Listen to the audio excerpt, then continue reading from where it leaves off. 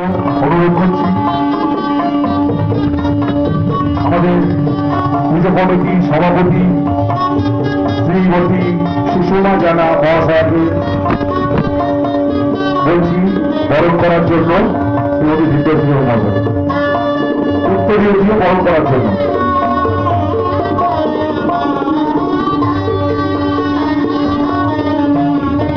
উত্তরীয় দিয়ে বরণ করে দিচ্ছে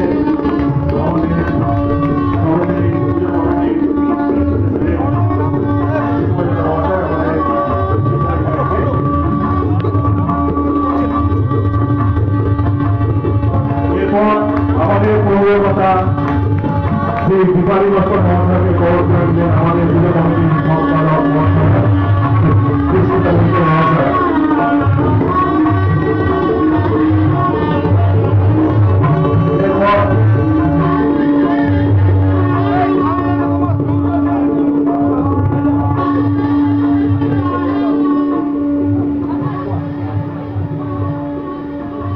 এবার আমাদের স্বর্ণপদক সভাপতি শ্রী শ্রীমন্ত লক্ষ্মী মহাশয়কে উত্তরীয় বরণ করে দিচ্ছেন আমাদের অন্যতম সদস্যরা অপর্ণা মণ্ডল মহাশয়া। আমাদের সমিতি একটু হাততালি হইয়া একটু বড়তালি দিদি। এরপর আমাদের ওয়ার্ড কমিটি সম্পাদক শ্রী শান্তনু নস্কর মহাশয়কে উত্তরীয় দিয়ে বরণ করছেন শ্রীমতী সুস্মিতা মৈত্র মহাশয়।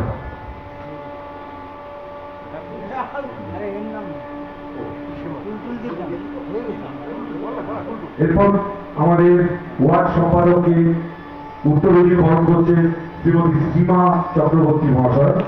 আমাদের পৌরবন্দী আমাদের প্রিয় ওয়ার্ড সম্পাদককে বরণ করে নিচ্ছেন আমাদের সদস্যরা শ্রী সীমা চক্রবর্তী। এবার আমি আমাদের মাননীয় বিধায়িকাকে কিছু বলার জন্য আমাদের এবার অন্যতম সদস্য শ্রী ঝর্ণা বৈদ্য মহাশয়কে ডাকছি এবং আমাদের অন্যতম সদস্য আমাদের রণজিৎ দাসকে বরণ করে দেওয়ার জন্য অনুরোধ করেছি। আমাদের অন্যতম সদস্যরা ঝর্ণা বৈদ্য মহাশয়া রণকে বরণ করে দিলেন, রণজিৎ দাস জন্য। এবার আমি বরণ করতে যাচ্ছি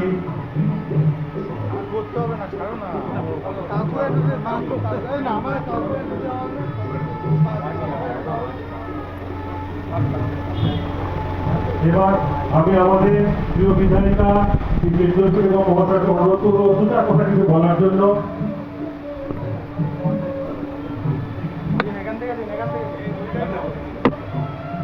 ছবিটা তোলো।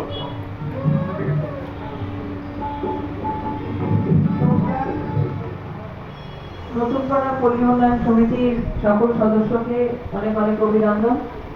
আর এটা ফান্ড পাচ্ছে তো বাংলার মাননীয় মুখ্যমন্ত্রী অনুদান পেয়েছে, পাশেই ব্যানার রয়েছে দেখতে পাচ্ছি।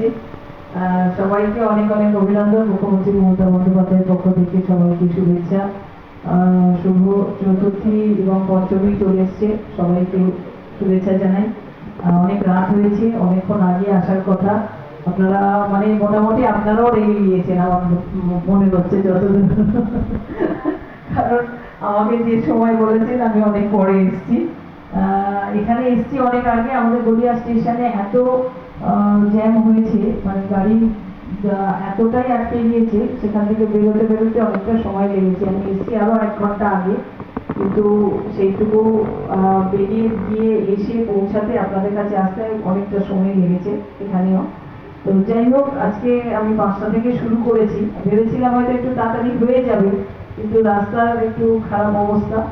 আর যাই হোক, আজকে এখানেই আপনারা আপনাদের সময় মতো পুজোর উদ্বোধনও করতে পেরেছেন, অনুষ্ঠানগুলো করছেন।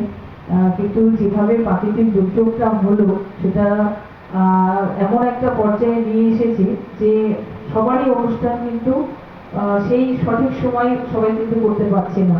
কারণ যে যার মতো করে যে চিন্তা ভাবনায় করেছিল সেই চিন্তা ভাবনাটাকে সেইভাবে রাখা সম্ভব হচ্ছিল না, কিন্তু আমরা দেখছি যে ঠিক সময় মতো কিন্তু আবার নিজেদের মতো করে আবার সেই প্রাকৃতিক দুর্যোগটা আবার কেটে যাচ্ছে এবং আবার আমাদের সেই নিজস্ব মেজাজে মা আবার ঠিকঠাক সময় মতো চলে আসছেন। আবার আমাদের যে পুজোর যে সময়সূচি যেটা সেই সময় মতো আবার আমাদের জায়গা মতো আমরা আবার অনুষ্ঠানে ফিরে আসছি।